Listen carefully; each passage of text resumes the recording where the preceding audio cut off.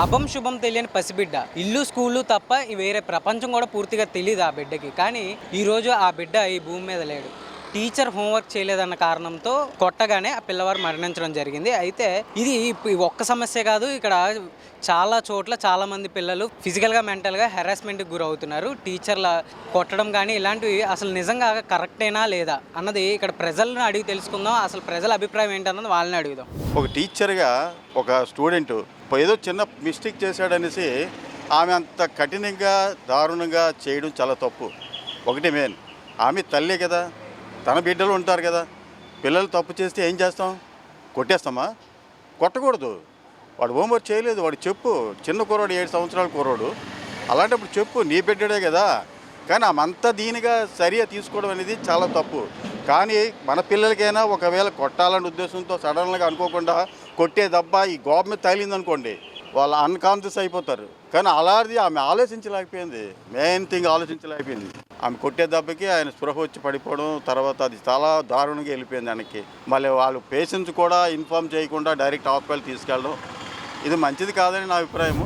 ఇక్కడ లికీ గార్డెన్ స్కూల్లో ఏదైతే నన్ను ఇష్యూ జరిగిందో, చిన్నపిల్లడు ఏదైతే చనిపోయారో టీచర్ కొట్టడం వల్ల, దీనిపైన మీ ఒపీనియన్ ఏంటి? ఇప్పుడు చదవలేదనుకోండి, లేకపోతే దెబ్బలాడడం వేరు. ఆడు ఏడుస్తుంటే అంతలా టీచర్ అనడం, ఆడు చూసారంటే అసలు ఊపిరాడిపోయినట్టు ఇలా పడిపోయాడు అంటే వాడు ఎంత బాధపడి ఉంటాడు ఆ క్షణం ఆలోచించండి. ఆ టీచర్ అంటే ఇప్పుడు టీచర్ అనేది మనం ఏం అర్థం చేసుకోవాలి? నా పిల్లడైతే ఎంత, వాడైతే ఎంత అని అనుకుంటే ఎవరికి చేతులు రావాలి చెప్పడానికి. అదే వాడి పిల్లలైతే అలాగ ఎప్పుతారండి, ఎవరైనా ఇప్పగలరా? మామూలు యథార్థంగా మనం ఆలోచించండి. అలా చేసింది మరి ఎంతవరకు అన్నది ఆవిడకి మరి ఏముంది బుర్రలో పెట్టుకొని చేసింది తెలియదు. ఆ పిల్లడైతే మరి చాలా అన్యాయంగా ఇది అయిపోయాడు, బలైపోయాడు. కానీ ఆవిడ గుర్తించినదపై కానీ ఎక్కువ భయపడిపోయాడు అబ్బాయి. అంటే మనకు చూసిన విజువల్ ఎంత చూస్తాం? 30 సెకండ్స్ చూస్తాం. మరి ముందేం జరిగింది మనకు తెలియదు కదండి. అంటే టీచర్ ఎంత భయపెడుతూ ఉండబెట్టి స్టూడెంట్స్ అంతా భయపడి ఎంతమంది లైన్లో ఉన్నారు చూసారండి అక్కడ.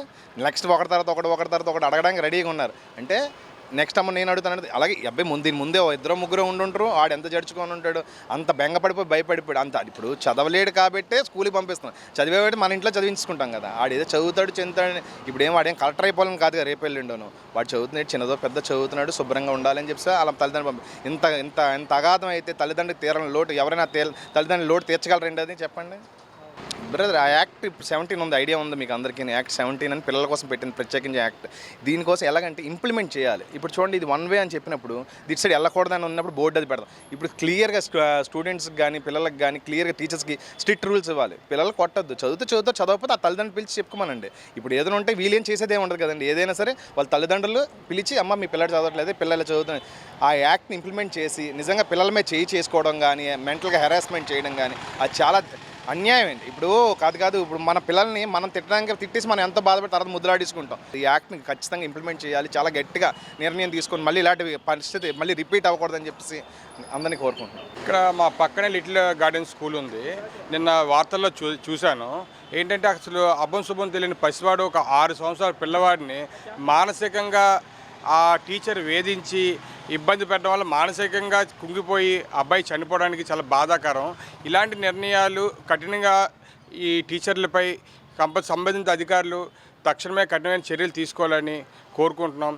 అలాగే ఇలాంటిది మరీ దుర్ఘటన ఒక్కొక్కసారి జరగకుండా సరైన నిర్ణయం తీసుకోవాలని ప్రభుత్వాన్ని కోరుకుంటున్నాం. ఇప్పుడు జనరల్గా ఇది ఒక్కటే కాదు ఇన్సిడెంట్, ఫస్ట్ టైం కాదు ఒక అబ్బాయి చనిపోవడం కానీ, టీచర్ కొట్టడం వల్ల ఫిజికల్గా మెంటల్గా హెరాస్ అవ్వడం, ఇంకా చాలా గతంలో కూడా చాలా జరిగినాయి.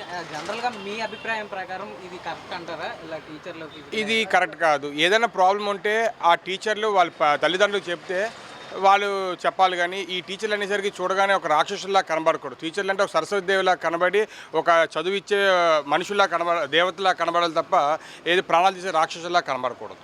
అంటే కానీ చాలా వరకు పేరెంట్సే మా పిల్లలు బాగా చదివించాలని, కొట్టి చదివించండి అని కూడా కొంతమంది పేరెంట్స్ ఎవరో మూర్ఖులా చెప్తారు. ఎవరు పేరెంట్స్ ఎప్పుడూ సొంత పిల్లల్ని కొట్టండి, చదవకూడని చెప్పరు. చెప్పారంటే వాళ్ళు మూర్ఖులతో సమానం నా దృష్టిలో.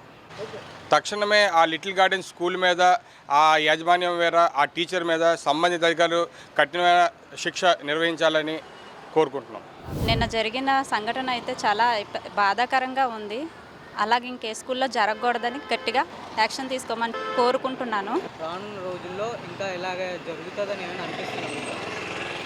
ఈ సంఘటన కోసం జరిగింది వదిలేస్తే రానున్న రోజుల్లో ఇంకా ఎక్కువైపోతుంది. ఇప్పటి నుండే యాక్షన్ గట్టిగా తీసుకుంటే అది ఇంకెప్పుడు జరగకుండా మీరే చూసుకోవాలి. యాక్షన్ తీసుకోవాలి పోలీసులు. పిల్లల్ని అంతలా కొట్టి మరి అంత ఏడ్చినప్పుడు కొంచెం కాసేపు ఆగి ఓదార్స్తే బాగుండు. పిల్లడు అంత గుక్క పెట్టి ఏడ్చినా సరే చేసుకోవడం కరెక్ట్ కాదు. అందరి ముందు బట్టలు ఇప్పి చేసేసరికి తనకి భయం వేసి ఏదో తను ఫీల్ అయిపోయి భయపడిపోయాడు పిల్లడు. అదే మన ఇంట్లో పిల్లలు అయితే అలా చేయం కదా, కాసేపు ఆగి ఓదార్చి కొంచెం మాట్లాడాలి కదా. మన పిల్లలు కాదని చెప్పేసి ఎలా పడితే అలా ప్రవర్తిస్తే కరెక్ట్ కాదు కదా. స్థానిక ప్రజలు ఎవరైతే ఈ స్కూల్ చుట్టుపక్కల ఇక్కడ నివసిస్తున్న ప్రజలు ఎవరైతే ఉన్నారో వాళ్ళతో మనం మాట్లాడాము, తెలుసుకున్నాము. మొత్తానికి ప్రతి ఒక్కరూ ఈ ఏదైతే సిచ్యువేషన్ జరిగిందో దీన్ని తీవ్రంగా ఖండిస్తున్నారు. అదేవిధంగా ఒక టీచర్ పిల్లల్ని భయపెట్టచ్చు కానీ అంత భయపెట్టకూడదు. ఒకవేళ భయపెడితే కొంచెం బుజ్జగించి తర్వాత నిదానంగా చెప్పచ్చు అని కూడా చెప్పడం జరిగింది. ఏదేమైనప్పటికీ అధికారులు దీని మీద తగిన చర్యలు తీసుకోవాలి. ఇలాగ రానున్న రోజుల్లో ఏ పిల్లోడు ఇలాగ ప్రాణాలు కోల్పోయే సిచ్యువేషన్ రాకూడదని ఇక్కడ స్థానిక ప్రజలు చెప్పడం జరిగింది. వీడియో జర్నలిస్ట్ ప్రేమ్తో Tarun, VBC on TV, Visakhapatnam నుంచి.